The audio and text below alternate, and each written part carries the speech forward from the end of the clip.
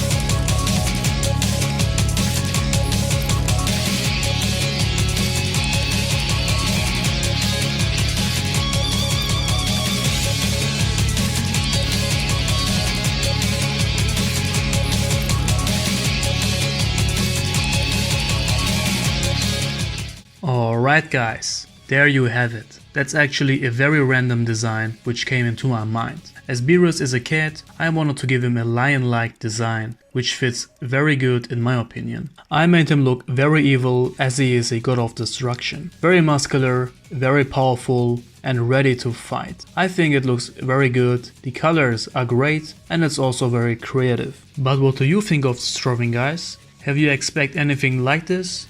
Does he even look like Beerus? Let me know all of your thoughts in the comments. I'm really curious about what you think of it. And if you want to see a transformation for Piccolo next, give this video a thumb up, that way you will let me know. And of course, subscribe if you're new on my channel, hit the notification bell and don't miss any of my uploads from now. That was the drawing for today guys. Thank you for watching and I see you this Saturday, again with another commission work. Until then, stay healthy, stay fit, be a good person, be you, and always remember, you are the designer of your own life.